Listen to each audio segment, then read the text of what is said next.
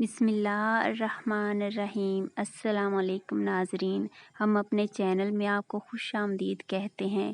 دوستو، یہ کہانی ایک 12 سالہ لڑکے کی ہے۔ اس کی والد کی 5 سال پہلے موت ہو گئی تھی۔ اس کے گھر میں 3 لوگ تھے، اس کی ماں، اس کی بڑی بہن اور ایک وہ خود۔ اس لڑکے کا نام ساجد تھا۔ اس لڑکے کا والد پرائیویٹ جاب کرتا تھا۔ انہوں نے سستے وقتوں میں ایک چھوٹا سا 3 منزلہ مکان بنایا تھا۔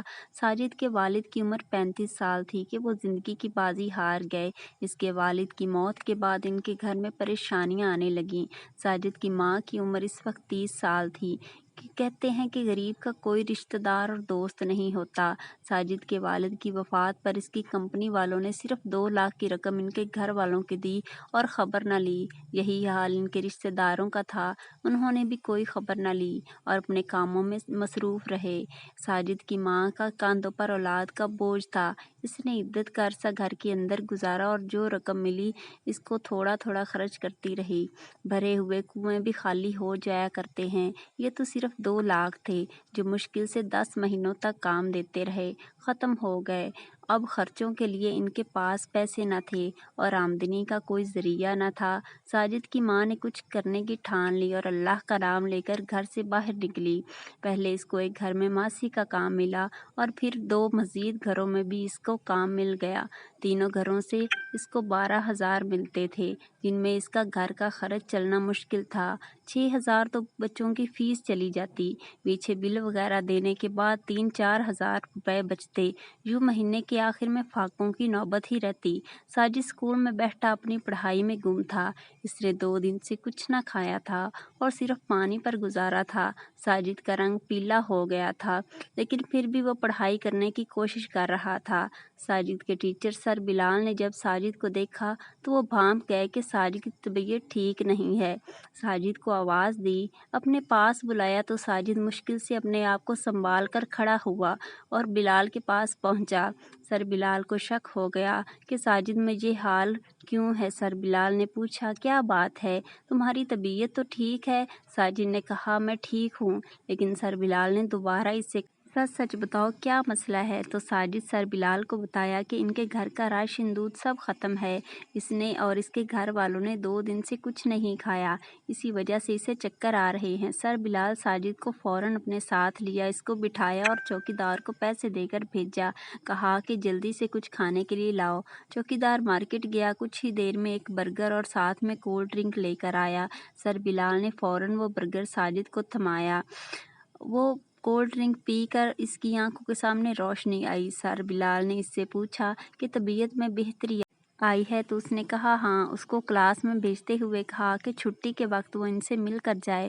چھٹی کے وقت ساجد سر بلال کے پاس آیا تو سر بلال نے کہا کہ رکو، ہم ساتھ جائیں گے۔ سر بلال ساجد کو اپنے ساتھ بائک پر بٹھایا، بازار چلے گئے۔ وہاں سے انہوں نے آٹے کا تھیلا، چاول، چینی سب خریدا۔ پھر ساجد کے گھر پہنچے۔ وہ سامان لے جا کر ان کی کچن میں چھوڑ دیا۔ ساجد کی ماں تھی، گھر پہنچتی تھی۔ سر بلال نے ساجد سے کہا کہ بیٹا، اب تمہیں فکر کرنے کی ضرورت نہیں ہے، تم بس اپنی تعلیم پر توجہ دو۔ میں ہر مہینے 10 تاریخ تک کھانے کا سامان پہنچا دیا کروں گا۔ سر بلال کو پتہ چلا کہ ساجد یتیم ہے۔ انہوں نے اس کے اسکول کی فیس بھی معاف کروا دی۔ جب والدہ گھر پہنچی تو راشن دیکھ کر ساجد سے پوچھا، یہ سب کہاں سے آیا؟ تو ساجد نے پوری بات اپنی ماں کو بتائی کہ ہر مہینے کی 10 کو راشن پہنچا دیا کریں گے اور انہوں نے میری فیس پر بھی معافی کر دی ہے۔ ماں نے یہ سنا تو رو پڑی۔ سر بلال کو ڈھیروں دعائیں دی۔ اگرچہ ان کی اپنی تنخواہ اتنی تھی، لیکن پھر بھی وہ اپنے گھر کے ساتھ ساتھ ساجد کے گھر والوں کی کفالت کرتے تھے۔ ساجد کی ماں اگلے روز سر بلال کا شکریہ ادا کرنے ان کے اسکول گئی تو سر بلال نے ان سے کہا کہ مجھے آپ اپنے بھائیوں کی طرح ہی سمجھیں، آپ میری بہن ہیں، مجھے آپ کی مدد کرنے سے خوشی ہوگی۔ وقت گزر رہا تھا، ساجد اپنی پڑھائی میں مگن تھا، محنتی تھا۔ ساجد کو ایک دفعہ بیرون ملک ایک اچھی یونیورسٹی میں اسکالرشپ مل گئی۔ ساجد کی ماں اور بہن بہت خوش تھے۔ ساجد نے کبھی سوچا بھی نہیں تھا کہ وہ کبھی جہاز میں بیٹھے گا، بیرون ملک جائے گا، لیکن یہ دن اس کی زندگی میں آ چکا تھا۔ یونیورسٹی نے ہی اس کے لیے ٹکٹ بھیجا تھا۔ اگلے روز ساجد کی فلائٹ تھی۔ ساجد ایئرپورٹ پہنچا اور جب جہاز کی سیٹ پر بیٹھا تو اپنی گزری ہوئی زندگی کے بارے میں سوچنے لگا۔ यूरोप पहुंचकर अगले ही रोज़ इसकी क्लासेस स्टार्ट हो गई थीं। इसकी रहाइश, खाना पीना सब यूनिवर्सिटी की तरफ से था। इसको जो अलाउंस मिलते थे वो इनको अपनी माँ की तरफ भेजता। जल्दी इसने पार्ट टाइम जॉब भी शुरू कर दी। माँ को लोगों के घरों में काम करने से मना कर दिया। अब साजिद अच्छी तरह से सेटल हो चुका था और वो अपनी वालदा को 1.5 से 2 लाख की रकम बेचता था। इसकी वालदा ने घर का काम करवाया, फर्नीचर भी नया खरीदा। इनके अच्छे दिन शुरू हो चुके थे। वही रिश्ता अब वो इनके घर आने लगे थे रिश्तेदार। 2 साल का अरसा कैसे गुजरा पता ही ना चला। इधर साजिद की बड़ी बहन की तालीम मुकम्मल हो गई।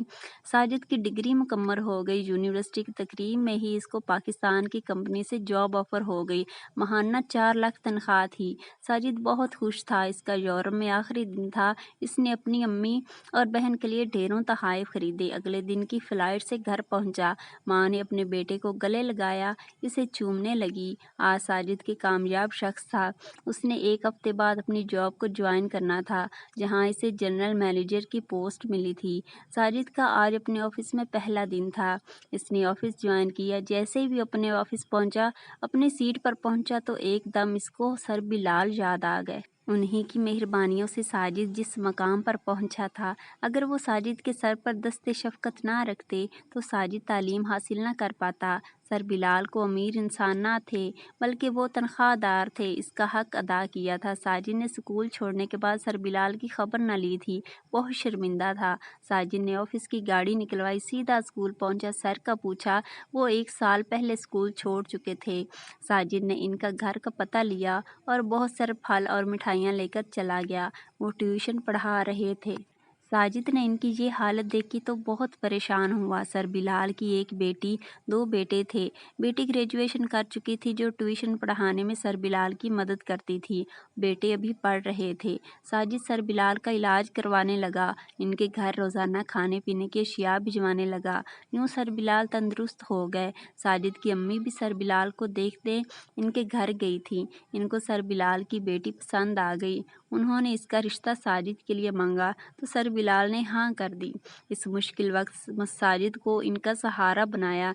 वो नेकी जो उन्होंने सालों पहले की थी, इसका सिला इनको आखिरी कुव्वत में, आखिरी वक्त में मिला।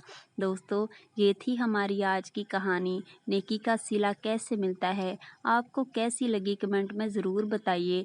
वीडियो को शेयर भी ज़रूर कीजिएगा। प्यारे दोस्तों, हम उम्मीद करते हैं कि आपको हमारी आज की ये वीडियो ज़रूर पसंद आई होगी। अगर आप हमारी आज की ये वीडियो पसंद आई है तो सबसे पहले तो इस वीडियो को लाइक करें, हमारे चैनल को सब्सक्राइब कर लें और साथ ही लगी घंटी के बटन को दबा दें, ताकि आपको हमारी आने वाली मज़ीद वीडियोस मिलती रहें। अल्लाह आपका हामी और नासिर हो।